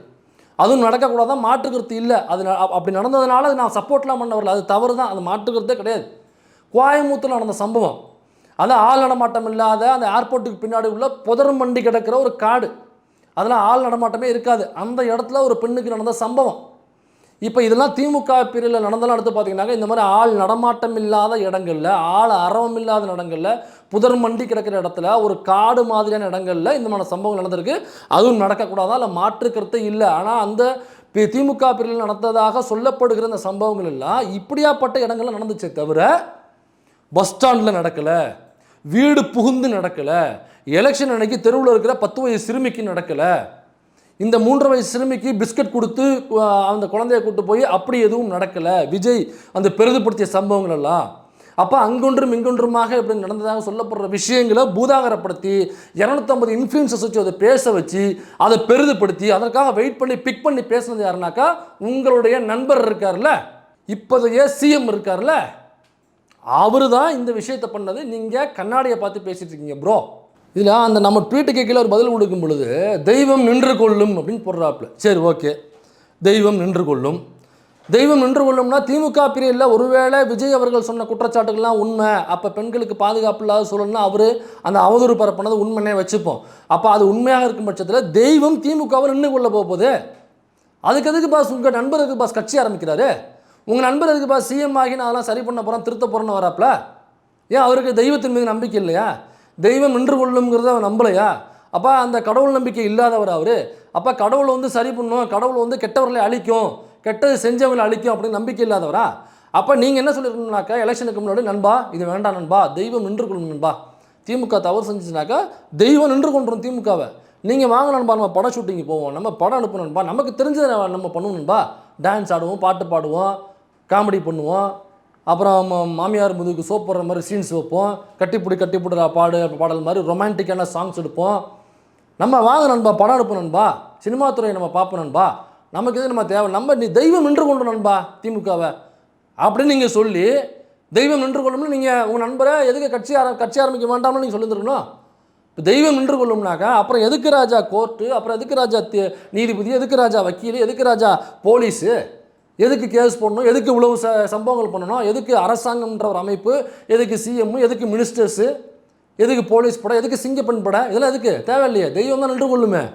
அது சொல்லாமல் உங்கள் நண்பர்கிட்ட போய்ட்டு தெய்வம் நின்று கொள்ளும் நண்பா, வாங்க நண்பா நம்ம வேலை பார்ப்போம் சொல்லி கூட்டு போக வேண்டியதுதானே. தெய்வம் நின்று கொள்ளுமா, இவர் நமக்கு கிளாஸ் எடுக்க வர்றாப்புல. என்னன்னாக்கா தெய்வத்தின் மீது கொண்டு போய் கடவுளின் மீது கடைசியாக பாரத்தை இறக்கி விட்டுறது. இவங்களால முடியல, கையாளாகத்தனமாக செயல்படுகிறார்கள் அப்படின்னாக்கா அதை நம்ம கொஸ்டின் பண்ணோம்னாக்கா தெய்வம் நின்று கொள்ளும். நான் ஏதாவது தப்பு செஞ்சதுனாக்கா தெய்வம் என்ன நின்று கொள்ளும். அப்போ எதிரி தப்பு பண்ணாலும் எதிரியும் தெய்வம் நின்று கொண்டு போகுது. இதுக்கு பெஸ்ட் எக்ஸாம்பிள்ஸ் யாரும் தெரியுமா? அதாவது கயவர்களுடைய கடைசி புகலிடம் கோயில், கடவுள், அப்படின்னு அண்ணாவும் கலைஞரும் பெரியாரும் சும்மா சொல்லலை. ஏன்னா இந்த கிறிஸ்டியன் ஐஸ்னு ஒரு ஒரு முண்டக்கலப்பம் ஒருத்தன் இருக்கான், நல்லா ஒரு சப்பட்டை மூஞ்சி, நல்லா இந்த எப்படி சொல்கிறது, இந்த கொக்கோ கோலா டின்னில் வரும் பார்த்தீங்களா, அதை குடித்ததுக்கப்புறம் அந்த கொக்கோ கோலா டின் இப்படி கையாலே கசக்குவோம்ல, கசக்கினதுக்கப்புறம் கீழே போட்டிங்கனாக்கா அது ஒரு உருவமாக இருக்கும் பாருங்கள், அந்த மாதிரிலாம் உருவம் தாங்க அவன் மூஞ்சி, அந்த கிறிஸ்டியன் ஐஸ்ன்னு. என்ன பாடி ஷேமிங் பண்ணுறேன்னு பார்க்குறீங்களா? அறிவு இருந்தாக்கா நான் பிரெயின் ஷேமிங் பண்ணுவேன், அவன்கிட்ட அறிவு இல்லை, அவன்கிட்ட உருவம் மட்டும்தான் இருக்குது, அதனால் உருவ ஷேமிங் நல்லா பண்ண முடியும். இந்த முண்டக்கலப்பை அவன் பண்ணுற விஷயங்கள் நம்ம பேசுகிறோம், அது என்ன பண்ணுறான், கோயில் முன்னாடி நின்றுட்டு திரிசூலம் இருக்குது, நான் தப்பு பண்ணாக்கா கடவுள் என்னை வந்து பழி வாங்கும். ஏண்டா நீ ஓட்டு போட சொன்ன, நீ உன்னுடைய இன்ஃப்ளூயன்ஸஸோ உன்னுடைய ஃபாலோவர்ஸை இன்ஃப்ளூயன்ஸ் பண்ணியா இல்லையா? ரூட்டுக்கிட்ட காசு வாங்கிக்கிட்டு அந்த யூனிஃபார்மை போட்டுக்கிட்டு போய் ஓட்டு போடுங்கன்னு சொன்னியா இல்லையா? எல்லாரும் அண்ணனுக்கு போய் ஓட்டு போடுங்க, தளபதிக்கு ஓட்டு போடுங்க, அவர் வந்து அதெல்லாம் மாறும் அப்படின்னு சொல்லி இன்ஃப்ளூயன்ஸ் பண்ணியா இல்லையா? அதனால் உங்ககிட்ட எல்லோரும் மக்கள் கேட்குறாங்க, நீ தானப்பா சொன்ன ஓட்டு போட சொல்லி, ஓட்டு போட சொன்ன மாதிரி ஓட்டு போட்டோம் ஜெயிஸ்டாப்பில். ஆனால் முன்னாடி இல்லாததை விட இப்போ நிறைய பாலியல் குற்றங்கள் நடக்குதுங்க. பாலியல் குற்றத்தில் ஈடுபடுற 95% பேர் தாவே கேட்குறாங்க. நீங்கள் ஓட்டு போட சொன்னால் உங்கள் தலைவரனுடைய நிர்வாகிகள், உங்கள் தலைவரனுடைய கட்சியில் உள்ள பொறுப்பாளர்கள் அப்போ வாங்கிட்ட கேள்வியை தான் செய்வாங்க. அதுக்கு பதில் சொல்கிறத விட்டு கடைசி என்ன பண்ணுறாங்கன்னா தான் கயவர்களுடைய புகழ் போயிட்டாங்க. இந்த கடவுள் இருக்குது, கடவுளுக்கு வந்து சக்தி இருக்குது, நான் ஒருவேளை பொய் சொல்லியிருந்தேனாக்கா இந்த கடவுள் வந்து என்னை கண்ணை குத்தும், அப்புறம் நாக்கை வந்து பிடுங்கி விட்டுரும், எனக்கு வந்து கடவுள் வந்து தண்டனை கொடுக்கும், திருசூலுக்கு சக்தி இருக்குது, வேண்டாம் மயிறு திருசூலுக்கு சக்தி இருக்குது, கடவுளுக்கு சக்தி இருக்குனாக்கா அப்புறம் என்ன மயிருக்கு வந்து ஓட்டு போடுங்க, இவருக்கு ஓட்டு போடுங்க, என்னத்துக்கு வந்து கேட்குற? கடவுளுக்கு சக்தி இருக்குன்னா கடவுள் திமுகவை தோற்கடிக்க போகுது. ஒருவேளை திமுக சரியில்லைனாக்கா நீ எதுக்கு வந்து இன்ஃப்ளூயன்ஸ் பண்ணிருக்க? அப்போ கடவுள் மீது உனக்கு நம்பிக்கை இல்லையா? ஏன்னாக்கா இவனுக்கு கடைசியாக பார்த்தீங்கன்னா கேள்வி கேட்கும் பொழுது பதில் சொல்ல முடியாமல் ஓடி போய் ஒளிகிற ஒரு கோழை கயவர்களுடைய புகழிடம் தான் அந்த கோவில். அதே மாதிரி தான் தலைவன் என்ன சொல்கிறாப்புல, கடவுள் நின்று கொள்ளும், கடவுள் நின்று கொள்ளும் தான் அந்த ராஜா. நீங்கள் உங்கள் நண்பர்கிட்ட போயிட்டு நண்பா நீங்கள் வந்து சிஎம் பற்றி ராஜினாமா பண்ணுறீங்க, நம்ம திரும்ப படம் பண்ண போவோம், தெய்வம் நின்று கொள்ளட்டும் சொல்லி அழைச்சிட்டு போங்களேன் பார்ப்போம். இப்போ இந்த எலெக்ஷனுக்கு அப்புறம் ரிசல்ட்டுக்கு அப்புறம் நடக்கிற சம்பவங்கள் 160க்கும் மேற்பட்ட இந்த பாலியல் குற்றச்சாட்டுகள், அப்புறம் இந்த சட்டம் ஒழுங்கு சீர்குலைவு பிரச்சனை, ஏகப்பட்ட பிரச்சனை, கரண்ட் பிரச்சனை, அப்புறம் விவசாயிகளுக்கு வந்து 12ஆம் தேதி தண்ணி திறந்துடணும். எந்த ஆட்சி காலத்துலேயும் ஜூன் 12ஆம் தேதி திறந்து விட்டுருவாங்க. ஒரு முறை மட்டும் ஜூன் 12க்கு முன்னாடியே திறந்து விட்டாங்க, அது கலைஞர் பீரியடில். ஆனால் ஜூன் 12 அல்லது ஜூன் 12 1-2 நாள் முன்ன பின்ன திறந்து விட்டுருவாங்க. அதுதான் குருவ சாகுபடிக்கு அப்போ திறந்து விட்டால் தான் கடைமடையில் ஒருத்தன் பூம்புகாரில் ஒரு நிலத்தை வச்சு உட்காந்துருப்பான்ல அவனுக்கும் தண்ணி போகணும். அப்போ இங்கே 12ஆம் தேதி திறந்து விட்டால் தான் அந்த சாகுபடிக்கு இந்த தேவையான தண்ணி அவனுக்கு வரைக்கும் போய் சேரும். கடைசியில் விவசாயிகள் வந்து யாரும் பெரிய லாபத்தில் யாரும் பண்ணுறதில்ல, இருந்த கடனை ஓரளவுக்கு அடைப்பதற்கு தான் அவன் விவசாயம் பண்ணிகிட்டு இருக்கான். இப்போ அதுக்கு ஜூன் 12 திறந்து விட்டால் தான் ஓரளவுக்கு அதை பேலன்ஸ் பண்ண முடியும். அப்படி இல்லைனாக்கா இருக்கிற விவசாயிகள் முழுக்க நாண்டுக்கிட்டு சாக வேண்டிதான். நாண்டுக்கிட்டு சாகின கடன் கொடுத்தவன் தோளில் துண்டு போட்டு வீட்டில் வந்து மானாங்கரையாக பேசுவாங்க, வீட்டில் உள்ள பெண்களை கொடுத்து பேசுவான், பேங்க்கில் உள்ளவனா வந்து பேசுவான், பேங்க்கில் கடன் வாங்கணும் இல்லை, வக்கனே கடன் வாங்கணும் இல்லை, இந்த வீட்டில் பொம்பளைங்க இருக்குல்ல அப்படின்னு சொல்லி மானவரையாக பேசுவான். என்ன பண்ணுவீங்க? தூக்கு மட்டும் தொங்க வேண்டிதான். விவசாயிகள், மானமுள்ள விவசாயிகள் என்ன பண்ணுவான் அப்புறம்? அப்போ தண்ணி விடணுமா இல்லையா? நீ அவனை மானத்தை காப்பாற்றுறதுக்கு நீ என்ன சொன்ன? வந்தாக்கா முழு கடனையும் நான் தள்ளுபடி பண்ணுவேன்னு சொன்னேன். நீ என்ன தள்ளுபடி பண்ணியிருக்க? என்ன தள்ளுபடி பண்ணியிருக்க? விவசாயிகள் கேள்வி கேட்குறாங்க, ரோட்டில் இந்த நிமிஷம் வரைக்கும் போராட்டம் போயிட்டுருக்கு. அப்போ இதுக்கெல்லாம் காரணம் என்னன்னாக்கா திமுக தான் காரணம்னு கடைசி மீட்டிங், திருச்சியில் நடந்த மீட்டிங் வரைக்கும் திமுக தான் காரணம், திமுக தான் காரணம், திமுக தான் காரணம் உன்னுடைய நண்பர் சொன்னாப்புல இல்லை. அப்போ இந்த அங்கங்கே நடக்குதுன்னு வச்சுப்போம், ஸ்டீமன் சொல்கிறது மாதிரி. அப்போ அங்கங்கே நடக்கிற விஷயத்துக்கு கூட திமுக தான் காரணம் உங்கள் தலைவர் சொல்கிறாப்புல. அப்போ நீங்களும் வந்து இந்த பேட்டியில் என்ன சொல்லியிருக்கோம்னாக்கா இதுக்கு திமுக தாங்க காரணம்னு சொல்ல வேண்டியது ராஜா.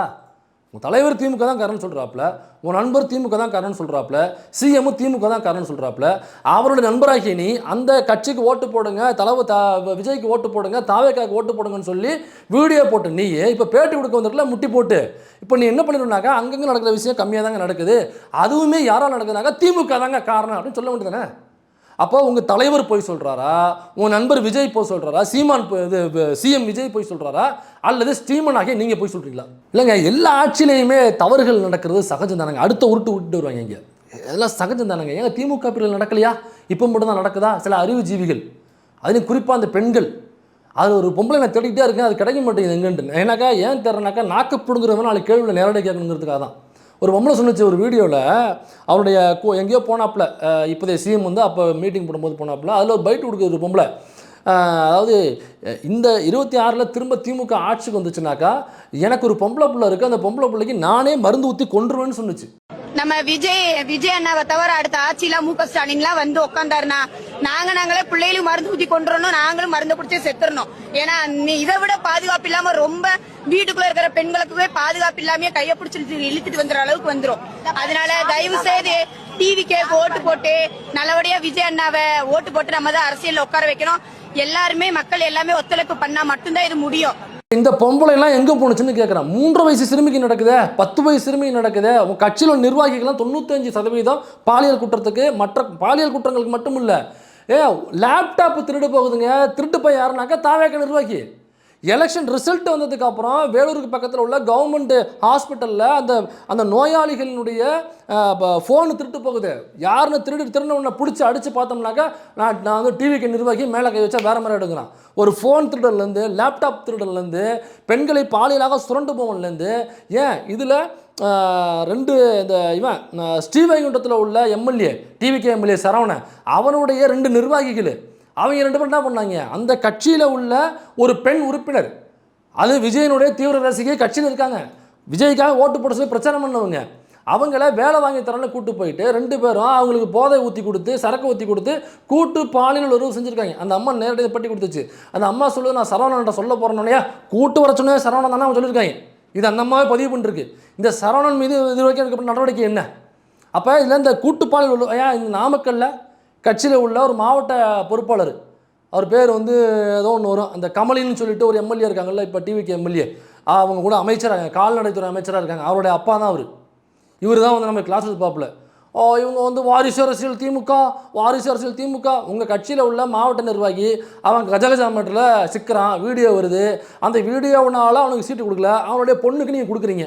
ஒரு தனி மனித ஒழுக்கம் இல்லாதவன் பெண்கள் விஷயத்தில் இவ்வளவு பாலியலாக சுரண்டி தன்னுடைய கட்சி பொறுப்பை வச்சு கீழே உள்ள தொண்டர் ஒரு பெண் அவங்கள வந்து விஜயை சந்திக்க வைக்கிறேன்னு சொல்லி அதுக்காக பெட்டை ஷேர் பண்ணுங்கன்னு சொல்லி அதுக்காக வீடு புகுந்து, ஆள் இல்லாத போது, புருஷன் இல்லாத பொழுது வீடு புகுந்து அந்த பாலியலாக சுரண்டி அதில் வீடியோவில் சிக்கின ஒரு பரதேசி நாய், அவன் ஒரு பொம்பளை பொறுக்கி, ஒரு பாலியல் பொறுக்கி, நாக்க தொங்க போட்டுட்டே தெரியுற ஒரு நாய். அந்த நாயினுடைய மகளுக்கு சீட்டு கொடுக்குறீங்க. நீங்கள் வந்து எங்களுக்கு பணம் எடுக்கிறீங்க திமுகவுக்கு. ஐயோ வாரிசு அரசியல், அவங்க பொண்ணுக்கு எப்படி நீங்கள் சீட்டு கொடுத்தீங்க? எப்படி கொடுத்தீங்க? எதை வச்சு கொடுத்தீங்க? அப்போ இதை ஏன் வந்து திமுகவில் நடக்கலையா, இங்கே இப்போ மட்டும் தான் நடக்குதா? சரிங்க, 2 எலெக்ஷன் 2 ஆட்சியிலுமே நடந்திருக்கு. நம்ம நம்பராக எடுத்து பாருங்கள், எந்த ஆட்சியில் 40 நாளில் நடந்த பாலியல் குற்றங்கள் மட்டுமே 160க்கும் மேற்பட்டது, அதிகமாக பாதிக்கப்பட்டது சிறுமிகள். அதில் 95% பாலியல் குற்றவாளிகள் யாருனாக்கா தாவேக்கா நிர்வாகிகள், உன் கட்சியில் உள்ளவன். அதனால் நான் உங்ககிட்ட திரும்ப சொல்லி கேட்டேன், அப்போ என்ன நீ கட்சி நடத்துகிற? இப்போ பாலியல் ஜல்ஜா கட்சின்னு ஒன்று பிஜேபி இருந்துச்சுல்ல, அதனுடைய ஒரு மறைமுகமான முகமூடி போட்டு வந்த வருஷம் தான் இந்த டிவிகே. அதனால தான் அப்போத்துல சொல்லிகிட்டு இருக்கோம், விஜய் ஒரு குட்டி மோடி. டிவிகேங்கிறது பிஜேபியால் கொள்ளைப்புறமாக தமிழ்நாட்டுக்குள் அனுப்பி வைக்கப்பட்ட ஒரு கட்சி. ஆர்எஸ்எஸ்னுடைய பிஜேபியினுடைய கள்ள குழந்தை தான் டிவிகே. இது நான் சொல்லலை, தலைவர் எழுச்சி தமிழர் அவர்கள் சொன்னது. இப்போ அந்த டிவிகேவுக்கு முட்டு கொடுக்கறதுக்காக வர பிரபலங்கள் இருக்காங்கல்ல, அவங்கெல்லாம் யாராருன்னு பார்க்கலாம், என்னென்ன பேசுகிறாங்கன்னு பாருங்கள். லாரன்ஸ் அவர் வந்து எலெக்ஷன் நிற்க போகிறாப்லையா, அதாவது மக்கள் நீங்கள் சொன்னீங்கன்னா நான் வர்றேன், மக்கள் சொன்னாங்கன்னாக்கா இவர் வருவாராம், இவரை கொண்டு போய் அப்படியே சிம்மாசனத்தில் உட்கார வைக்கணுமா? என்ன தரத்து கிழிச்சு நீட்டுக்கு என்ன போராட்டம் பண்ணியா, இல்லை மக்கள் பிரச்சனைக்காக எதுவும் போராடிருக்கியா? ஏதாவது மக்கள் பிரச்சனையாக மக்கள் ஒன்று கூடும் பொழுது குறுக்கால நின்றுக்கிட்டு உன்னுடைய அந்த ஃபெமிலியாரிட்டியை வச்சு ஒரு பேர் வாங்கிக்கிட்டு இருந்த ஒரு சமூகத்துக்காக நான் வந்து நிற்கிறேன் அப்படின்னு ஒரு பொய்யான ஒரு பிரச்சாரம் பண்ணி ஒரு பொய் போராளி தான் நீ. எந்த பிரச்சனையும் நீ இனிஷியேட் பண்ணி மக்களை ஒன்று திரட்டு இருக்க? எதுக்கு நீ குரல் கொடுத்துருக்க? எதுக்கு நியாயப்படி மக்களுக்கான போராட்டம் வந்தியா? நல்ல சொகுசாக இருந்துக்கிட்டு கேஸ்டிங் கவுச் பண்ணிவிட்டு வர நடிக்க வர நடிகைகளை பாலியலாக நீ பயன்படுத்திக்கிட்டு பெட்டை ஷேர் பண்ணிக்கிட்டு வாய்ப்பு தரேன்னு இப்போ தாங்க தெரியுது. இப்போ தான் ஒன்று ஸ்ட்ரைக் ஆகுது. இவருடைய படங்கள் எல்லாத்தையும் பாருங்கள், 2-3 ஹீரோயின்ஸ் வச்சுருப்பாப்புல. ஏன்னா சம்மந்தமே இல்லாமல் ஒரு ட்ராக் இருக்கும். இதுக்கு கதைக்கு இதுக்கும் சம்மந்தமே இல்லையா? என்ன அது கதை ஒரு பக்கம் போயிட்டுருக்கு, இவர் இந்த பிள்ளை ரூட் விடுறது அது இதுன்னு மஜாவா சீன்ஸு, அப்புறம் அந்த பெட்டிங் சீன்ஸு, அப்புறம் அந்த குஜால் சீன்ஸு, அப்புறம் அவுத்து போட்டு ஆடுறது மாதிரி 2 பாட்டு, இது சம்மந்தம் இல்லாமல் இருக்குது. நடக்கிறது பேய் கதை, பேய் படத்தில் வருது. இது இந்த பக்கம் இவர் வேற ஒன்று ரூட் விட்டுருக்காப்புல. என்னடான்னு பார்த்தோம்னா இப்போ தான் புரியுது. இப்போ ஒருவேளை அவர் வந்து எல்லா படத்துலையும் இதை செய்திருப்பாரோ என்ற சந்தேகம் இருக்குது. ஸ்ரீரெட்டி என்கிற ஒரு நபர் வந்து வெளியில் வந்து சொல்லியிருக்காங்க, சொல்லாத ஸ்ரீரெட்டிகள் எத்தனை பேர் இருப்பாங்க யோசிச்சு பாருங்க. அப்போ இவர் வந்து சொல்கிறாப்புல, இவர் வந்து திடீர்னு வந்து அதாவது பொதுமக்களை வந்து நாயோட ஒப்பிடுறாப்புல. அதாவது எல்லா நாய்க்கும் வந்து இது போட்டால் சில நாய்களுக்கு பிரியாணி போடணும் அப்படிங்கிற பொதுமக்களை சொல்கிறாப்புல. பொதுமக்களை பற்றி பேசும்பொழுது பொதுமக்களை தெரு நாய்களோட கம்பேர் பண்ணி பேசுகிறாப்புல. ரோட்டில் இருக்கிற தெரு நாய் கூட நம்மளை பார்த்தா கத்தும், யார் இது புது ஆள் வந்திருக்காங்க அப்படின்னு. அந்த தெரு நாய் இருக்குல்ல, அதுக்கு பிடிச்ச பிஸ்கெட் போடணும். ஒரு சில தெரு நாய்ங்கள்லாம் பார்த்தீங்கன்னா பிஸ்கெட் சாப்பிடாது, பிரியாணி தான் சாப்பிடும், நான்வெஜ் தான் சாப்பிடும். அதுக்கு பிடிச்ச மாதிரி செஞ்சு அதை போட்டு அது நம்மளை கத்தாமல் பார்த்துணும். ஒரு நாய்க்கோ ஒரு வீட்டுக்கே இவ்வளோ ஆகுதுன்னா ஒரு நாட்டை கொடுத்துருக்கீங்க, கொஞ்சமாவது டைம் கொடுங்க.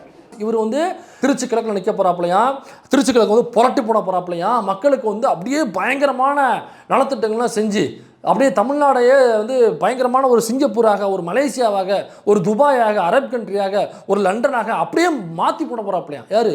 பொதுமக்களை நாயுடன் ஒப்பிடுகிற ஒரு அறிவு உள்ள ஒரு ஜீவி எலெக்ஷன் அன்னைக்கு பாருங்கள். இவருக்காக டிவிக்கேக்காக பேச வர்றவங்களுடைய லட்சணத்தை பாருங்கள். இன்னொருத்தன் மாஸ்டர் மகேந்திரன்னு ஒரு அறிவு கிட்ட நாய், ஒரு முண்டக்கலப்பை, அந்த முண்டக்கலப்பை பேட்டி கொடுக்குது. கேட்காதீங்க கேட்காதீங்க, கரண்ட் இல்லையா கேட்காதீங்க, நீங்கள் கேட்டால் கரண்ட் வந்துடுமா, நீங்கள் கேள்வி கேட்டால் கிடச்சிருமா, எது கேள்வி கேட்குறீங்க? இவர் அறிவு ஸ்டீமனாவது மூளையை முட்டியில் தான் வச்சுருக்காப்புல, இவர் கழட்டி சுற்றில் வச்சுருப்பாப்புல போட்டுருக்கு மூளையை. எவனாவது பேசுவான் நம்மள கரண்ட் இல்லாமல். இப்போ இந்த வீடியோ ஷூட் பண்ணிருக்கோம்ல, எங்கள் ஆஃபீஸில் கரண்ட் இல்லை, இந்த பாருங்க வேறு தூத்துது பாருங்கள், கரண்ட் இல்லை, எங்கள் ஸ்டுடியோவில் கரண்ட் இல்லை. இது யூபிஎஸ்சில் அந்த லைட்டு ஒர்க் ஆகிட்டு இருக்கு. காலையிலேருந்து 2 மணி நேரமாக எங்கள் ஆஃபீஸில் நாங்கள் இருக்கிற பகுதியில் கரண்ட் இல்லை. இது இன்றைக்கி மட்டும் இல்லை, பொழுதுனைக்கும் இதே மாரடைப்பு தான். இந்த எலெக்ஷனுக்கு அப்புறம் ரிசல்ட்டுக்கு அப்புறம் பார்த்தீங்கன்னாக்கா இது பெரிய இலவாக இருக்குது. எனக்கு இந்த யூடியூபர்ஸ் அதிகமாக டிவிக்கு எதிராக பேசுகிறாங்க அப்படிங்கிறதுனால நூதனமாக நம்மளை பிளாக் பண்ணுறாங்க போட்டிருக்கு. கரண்ட்டை கட் பண்ணிட்டோம்னாக்கா ஏன்னா பெரும்பாலும் யூடியூபர்ஸ் சென்னைக்குள்ளே தான் இருப்பாங்க. அதனால் அங்கே 2 மணி நேரம் 3 மணி நேரம் கட் பண்ணோம்னாக்கா ஒரு 3 வீடியோ போடுறோம், 2 வீடியோ போடுவான், 2 வீடியோ போடுறோம், 1 வீடியோ போடுவான், 1 வீடியோ தான் போடுறாங்க, வீடியோ போடாமல் இருப்பான். அல்லது 2-3 நாளைக்கு ஒரு வீடியோ போடுவான். கரண்ட் அந்த நேரத்தில் மேபி இல்லாமல் போனுச்சுனாங்க என்ன பண்ணுவான்? அப்போ டிஸ்டர்பன்ஸ் இருக்கும். ஒருவேளை மறைமுகமான ஒரு சர்ஜிக்கல் அட்டாக்கை பண்ணுறாங்க நம்ம மீது. அப்போ அந்த மாஸ்டர் மகேந்திரன் பாருங்க என்ன பேசுகிறாங்கனாக்கா, கேட்காதீங்க, குழந்தைகள் பாலியல் உறவா கேட்காதீங்க, 6 மாதம் கேட்காதீங்க, கரண்ட் இல்லையா கேட்காதீங்க. அவன் கரண்ட் இல்லாமல் எவ்வளோ அவதியில் இருக்கான், குழந்தைகளை வச்சு கஷ்டப்பட்டுக்கிட்டு, பெரியவங்களை வச்சு கஷ்டப்பட்டுக்கிட்டு, நோயாளிகளை வச்சு கஷ்டப்பட்டு எவ்வளோ தொந்தரவுகளில் இருக்கான். நைட்டு தூங்க முடியாமல் பகலில் போய் ஆஃபீஸு தூங்க வேண்டியதாக இருக்குது, அங்கே மேனேஜர் திட்டு வாங்க வேண்டியதாக இருக்குது. அப்போ சம்பளம் கம்மியாகும், அப்போ வர்ற இன்கம் கட் ஆகும். அவன் வாயிலையும் வயிற்று நினச்சிட்டு கரண்ட் இல்லாதனால எவ்வளோ தொல்லைகள் அனுபவிச்சுட்டு இருக்காங்க. இவர் வந்து கேட்காதீங்க அப்படியே 2 உடனும் போல் தெரிஞ்சு கேள்விகளை உடனும் போல் தெரிஞ்சு எனக்கு. இவர் டிவிக்காக சப்போர்ட் பண்ணுறாரு. அடுத்த ஸ்டீமனை பாருங்கள், அதாவது அங்கங்கே சின்னதாக நடக்குது இருக்குல்ல, அதை பெரிதுபடுத்துகிறாங்க. குழந்தைகள் பாலியல் உட்படுத்தப்போ ஒரு சின்ன விஷயமாயா இல்லை, சின்ன விஷயமானு கேட்குறேன்.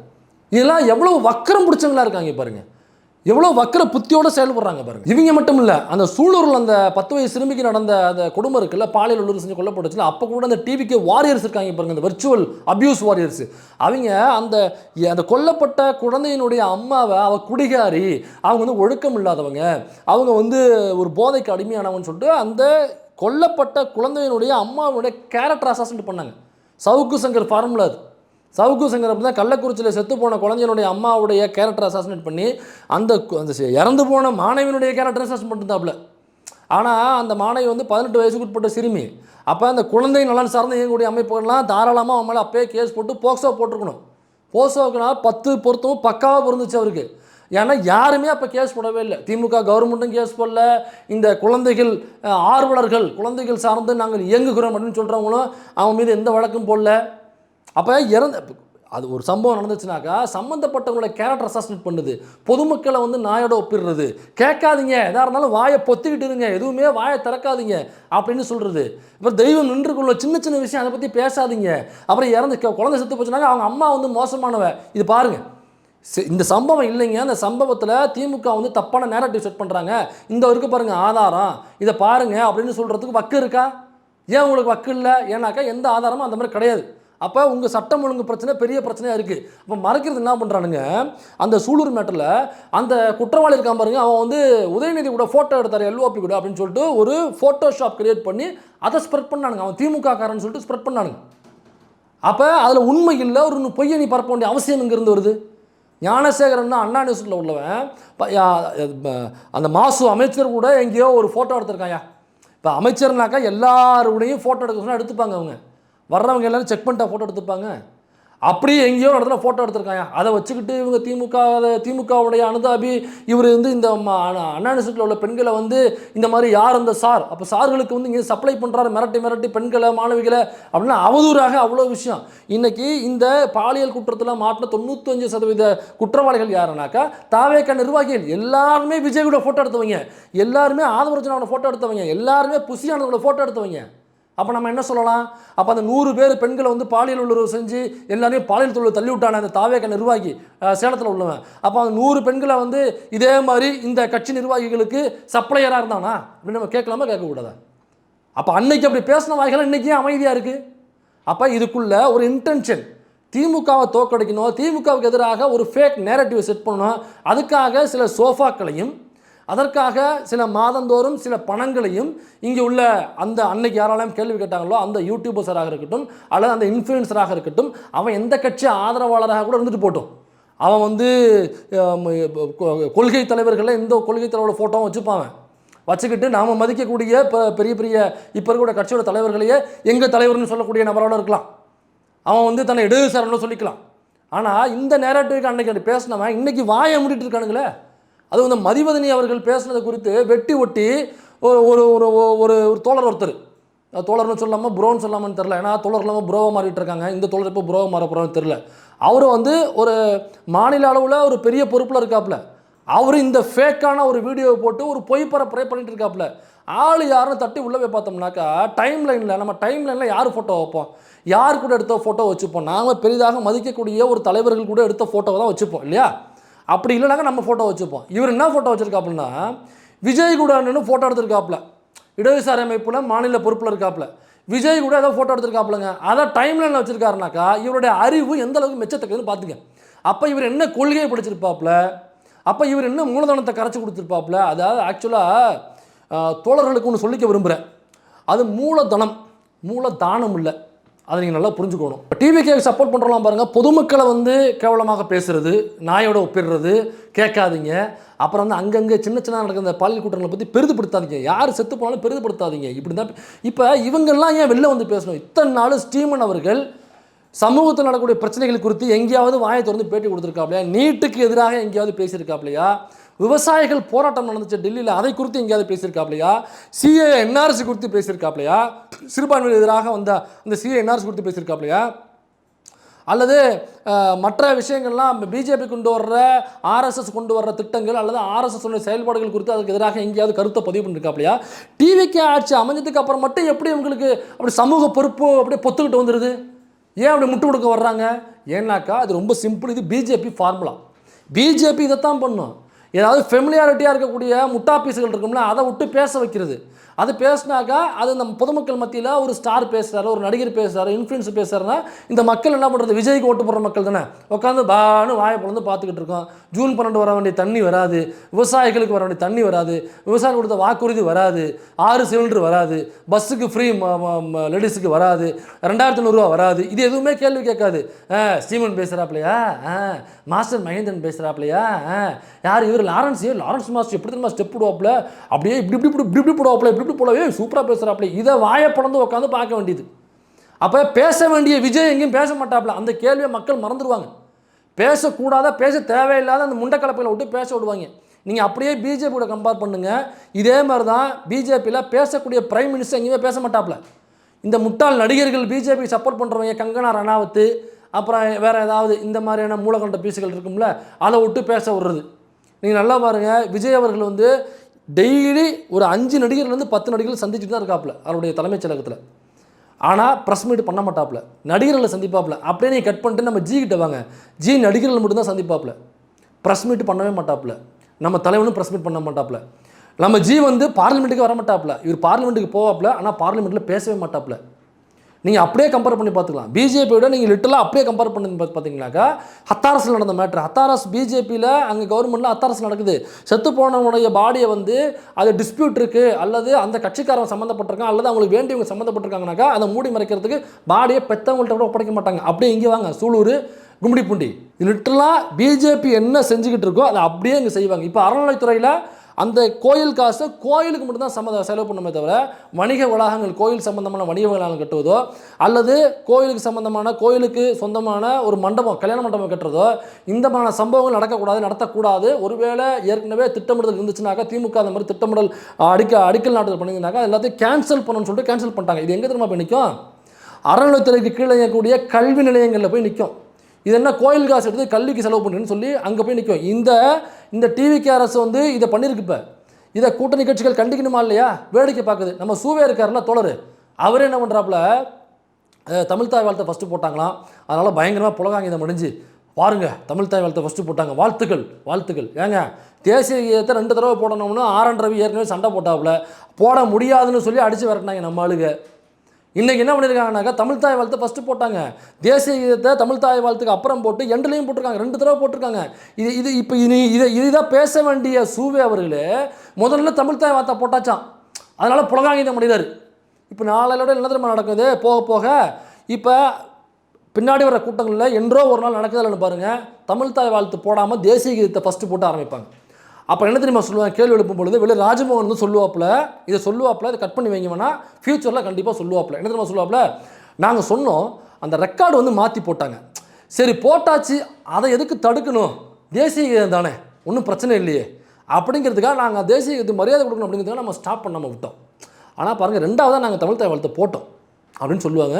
இதுக்கும் நம்ம சூரிய அவர்கள் வந்து பரவாயில்ல, தேசிய கீதம் வந்து மறுக்க முடியாத சூழலில் அவங்க எழுந்து நின்று மரியாதை கொடுத்துட்டாங்க. அவங்களால மறுக்கக்கூடிய இடத்துல இருந்தாங்கனாக்கா அதை போடாமல் தடுத்துருப்பாங்க. ஏதோ அது வந்து டெக்னிக்கல் ஃபால்ட்டாக இருக்குது. அதை வந்து நேர்மையாக ஒப்புத்துக்கொண்ட தாவேக அமைச்சருக்கு மனமார்ந்த பாராட்டுகளை தெரிவித்துக் கொள்கிறேன் அப்படின்னு இதே சூவேபர்கள் ட்வீட் பண்ணுறாரு இல்லைன்னு மட்டும் பாருங்கள். ஏன்னா பாவன் தோழனத்தினால தான் சேரில் உட்காருவார், அவருக்கும் சோஃபாவில் உட்காரன்ற ஆசை வரலாம் இல்லை? ஏன் தோழருக்கு சோஃபாவில் உட்காரன்ற ஆசை வரக்கூடாதா? தோழர்கள்னாக்கா வெறுமனே அந்த ஜோல்னா பையன் மாட்டிக்கிட்டு நாங்கள் வந்து ஆட்டோவில் போய்கிட்டு, பஸ்ஸில் போய்கிட்டு, சைக்கிளில் போய்ட்டு அப்படி தான் நாங்கள் இருக்கணுமா? ஏன் நாங்கள்லாம் வந்து போயஸ் தோட்டத்தில் இடம் அங்கே கூட்டாது அப்படின்னு கேட்டாப்புல இல்லை? அதே குரலை தோழர்கள் எழுப்பக்கூடாதா? ஏன் தோழர்கள் சோஃபாவில் உட்காரக்கூடாதா? உட்காருங்க தோழர், நீங்கள் உட்காரலாம், தாராளமாக நீங்கள் உட்காரலாம் தோழர். பொதுவெளியில் மக்களுக்கு எதிராக மக்களை நாய்கள்னு பேசி மக்களை வந்து சின்ன விஷயங்கள், நீங்கள் இப்போ பாலியல் உறவுனாக்கா வாயை முடிட்டு இருக்கணும்னு சொல்லிட்டு ஒருத்தரால் பேச முடியுது, பொதுமக்களை நாயோட கம்பேர் பண்ணி ஒருத்தரால் பேச முடியுதுனாக்கா இதுக்கெல்லாம் காரணம் நீங்கள் தான். இந்த மக்கள் ஓட்டு போட்டிங்களே, இதுக்கெல்லாம் காரணம் நீங்கள் தான். இப்படி பேசும்பொழுது உடனடியாக எதிர்ப்பு தெரிவிக்காமல் அமைதியாக கடந்து போகிறீங்கள பொதுமக்கள், நீங்கள் தான் காரணம். போய் ஓட்டு போட்டிங்கள, கரண்ட் இல்லை, வாயில் விசில் வச்சு ஊதுங்க, கரண்ட் வந்துடும். வீட்டு வாசலில் கோலம் போடுங்க, விசில் கோலம் போடுங்க, கரண்ட் வந்துடும். இந்த பெரம்பூரில் கரண்ட் இல்லை, மூலக்கடையில் கரண்ட் இல்லை, கொடுங்கையூரில் கரண்ட் இல்லை, குளத்தூரில் கரண்ட் இல்லை, அம்பத்தூரில் கரண்ட் இல்லை, ஆவடியில் கரண்ட் இல்லை, விருகம்பாக்கத்தில் கரண்ட் இல்லை, வடபழனியில் கரண்ட் இல்லை, எங்கேயுமே கரண்ட் பிரச்சனை இருக்குது. ஏதோ ஒரு சில ஏரியாக்களில் மட்டும் இல்லை, எல்லா ஏரியாக்கள்லையும். சிஎம் எம்எல்ஏவாக இருக்கிற கொடுங்கையூர் தொகுதியில், அந்த பெரம்பூர் தொகுதியில் கரண்ட் இல்லை. கரண்ட் பிரச்சனை இருக்கா இல்லையா? போராடுறாங்களா இல்லையா? சும்மா வேணா போர் அடிச்சு போராட்டி இருக்காங்களா அவங்களாம்? இந்த நம்ம அக்கா ஒருத்தவங்க இந்த குழந்தைய தூக்கிட்டு அங்கே பார்த்தாலும் போயிட்டே இருப்பாங்களே, அவங்க அந்த அக்காவுடைய அந்த சகோதரனுடைய ஏரியா திருவிக்கா நகரில் கரண்ட் பிரச்சனை. இப்போ இதெல்லாம் இவ்வளோ பிரச்சனை, இப்போ இதெல்லாம் யார் காரணம்னாக்கா நீங்கள் தான் காரணம். ஓட்டு போட்டிங்கல்ல, நல்லா அனுபவிங்க. நாயோட மட்டும் இல்லை, சொறி நாயோட ஒப்பிட்டு உங்களை பேசுவாங்க. நீங்கள் வாயை பொத்திக்கிட்டு இருக்கணும், இருக்கீங்க. ஓட்டு போட்டிங்கல்ல, இந்த பேத்தி சொன்னுச்சு, பேரன் சொன்னுச்சு, ஒரே ஒரு ஓட்டு தான் போட்டிங்கல்ல, அனுபவிங்க, ஜாலியாக அனுபவிங்க, என்ஜாய் பண்ணுங்கள், ஜாலியாக அனுபவிங்க. அப்படி தான் சொல்லணும் இனிமேல், வேறு என்ன பண்ணுறது? தொண்டை தண்ணி தான் கத்தணும்ல. காதில் வாங்கினீங்களா, பேரன் சொன்னுச்சு, பேத்தி சொன்னுச்சு, அதுக்கு என்ன தெரியும்? பேரனுக்கும் பேத்திக்கும் அரசியல் தெரியுமா? முதல்ல அரசியல் என்னென்னு தெரியுமா? அரசியலுக்கு அடியலுக்கு தெரியுமா? நாம் ஒரு இடத்துலேருந்து எங்கே வந்திருக்கோம், கொட்டாங்குச்சை வச்சுக்கிட்டு பாப்பாங்கிட்ட இப்படி வாங்கி குடிச்சிக்கிட்டு இருந்த நம்ம, கஞ்சியை குடிச்சிருந்த நம்ம இன்றைக்கி எங்கே வந்து உட்காந்துருக்கோம்? இதுக்கு யார் போராடினது, யார் உரிமைகளை வாங்கி கொடுத்தது, எந்த கட்சி சட்டங்களை கொண்டு வந்தது, எந்த அமைப்பு போராடினுச்சு, எந்த தலைவர் போராடினார், எதுவுமே தெரியாது. இந்த குழந்தைங்களுக்கு ஏதாவது தெரியுமா? தெரியாது. ஆனால் குழந்தைக்கு சொன்னால் நீங்கள் ஓட்டு போடுவீங்க. போட்டிங்கல்ல, அனுபவிங்கன்னு சொல்கிறேன். ரிசல்ட் வரும்பொழுது அந்த அப்பா வந்து திமுககாரர் போல் இருக்குது. துவக்கும் பொழுது அவர் சோகமாக இருக்கார். அந்த ஒரு பொம்பளை பிள்ளை போல் இருக்குது. அது டான்ஸ் ஆடிக்கிட்டு அவர் கிரிட்டிசைஸ் பண்ணிவிட்டு அவர் ஹராஸ் பண்ணிட்டு உட்காந்துருக்கு. அது ஷார்ட்ஸாக வீடியோவாக எடுத்து போடுது. இப்போ என்ன பண்ணினாக்கா, அந்த பொம்பளை பிள்ளை நிறைய வீடியோ இந்த மாதிரி இருந்துச்சு. அந்த வீட்டில் உள்ள பொம்பளை பிள்ளைய ஆம்பளை பிள்ளைங்க செயலை செஞ்சாங்கல்ல, இப்போ செருப்பை கழட்டி அடிங்கன்னு சொல்கிறேன். பிள்ளைங்கள்லாம் பார்க்காதீங்க, செருப்பை கழட்டி அடிங்க. நாடு குட்டிச்சோராக போயிட்டுருக்கு. அந்த பொம்பளை பிள்ளைக்கே நாளைக்கு பாதுகாப்பு இருக்காது. எங்கேயோ போகும்போது ஒரு தாவேக்காரன் கண்டிப்பாக தொந்தரவு கொடுப்பான். என்ன பண்ணுவீங்க? லா அண்ட் ஆர்டர் பிரச்சனை. எனக்கா இந்த குற்றவாளிகள் இருக்காங்களா ரொம்ப தெளிவாயிட்டானுங்க.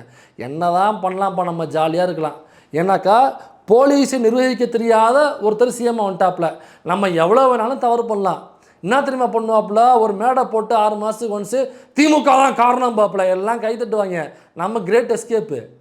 அதனால ஜாலியாக நம்ம பண்ணலான்ற முடிவுக்கு வந்துட்டாங்க. நீங்கள் போலீஸை கண்ட்ரோலில் வைக்க தெரியாத ஒருவர், ஆளுமை இல்லாத ஒருவர், அட்மின் தெரியாத ஒருவர் சிஎம் ஆனாக்கா போலீஸ் ஆட்சி தான் அந்த மாநிலத்தில் நடக்கும். போலீஸ் என்ன சொல்லுதோ அதுதான் செய்தி. அப்போ பாதிக்கப்பட்டவங்க நீதி போய் சேரவே சேராது, நீதி கிடைக்கவே கிடைக்காது. அப்போ இப்படியாப்பட்ட ஒரு ஆட்சி நடப்பது யார் காரணம்னாக்கா, இந்த டான்ஸ் ஆடிக்கிட்டு ரிசல்ட் அன்னைக்கு டிவிகே ஜெயிச்சிருச்சு, திமுக தோச்சிருச்சு, அதிமுக தோச்சிருச்சுன்னு டான்ஸ் ஆடிக்கிட்டு இந்த பெட்ரோலை கிண்டல் பண்ணாங்களோ, அந்த பெட்ரோல்கள் செருப்பை கட்டி அடிங்கன்னு சொல்லி விளக்கமத்தாலே அடிங்கன்னு சொல்கிறேன். என் முண்டக்கலப்ப மூதேவி, அன்னைக்கு டான்ஸ் ஆடியில் மூதேவி, நீ வீட்டில் கரண்ட் இல்லையே மூதேவி, குழந்தை எப்படி மூதேவி தூங்கும்? அக்கா பிள்ளை வந்திருக்கு, எப்படி மூதேவி தூங்கும்? இப்போ 3 மாதம் குழந்தை எப்படி மூதேவி தூங்கும்? உங்கள் தலைவருக்கு நீங்கள் ஜெயிச்சு ஆட்டம் போட்டிங்கல்ல, இப்போ கரண்ட்டை கொண்டு வருவியா? நீ பெண்களுக்கு பாதுகாப்பு இல்லை மூதேவி, பக்கத்து விட்டு முன்னு போகும்போது எடுப்பு பிடிச்சி கில்ட்டா மூதேவி, டிவிக்கு நிர்வாகி இப்போ கேஸ் கொடுக்க போனால் கேஸ் போட மாட்டேங்கிறான் மூதேவி. இதுக்கெல்லாம் என்ன பண்ண போகிறீங்க? நீங்கள் ஓட்டு போட்டு நீங்கள் தேர்ந்தெடுத்த மூதேவி, அந்த கட்சி தான் மூதேவி, அந்த ஆட்சி தான் மூதேவி காரணம். இப்படி ஆட்டம் போட்டிய மூதேவி, அரசியல் அறிவு இருக்கா மூதேவி? அரசியல் என்னன்னு தெரியுமா மூதேவி? பெரியார்னு யாருன்னு தெரியுமா மூதேவி? அவர் பண்ண போராட்டங்கள் தெரியுமா மூதேவி? நம்மளெல்லாம் தீண்ட தகாதவர்கள்னு சொல்லி ஒதுக்கி வச்சிருந்த கும்பல் மூதேவி, அதுகிட்ட நம்மளுக்கு போராட்டம் பண்ணி இங்கே கொண்டாந்து உட்கார வச்சு நமக்கு மரியாதையான சுயமரியாதையான வாழ்வே நம்ம பெற்றுக் கொடுத்தது பெரியார் மூதேவி, இந்த கட்சி திமுக மூதேவி. சொல்லி வளங்க, சொல்லி வளர்க்கல. அந்த மூதேவிக்கு தெரியலனாக்கா விளக்கமத்தால அடிங்கன்னு சொல்கிறேன். அப்படி இல்லையா அனுபவிங்கன்னு சொல்கிறேன்.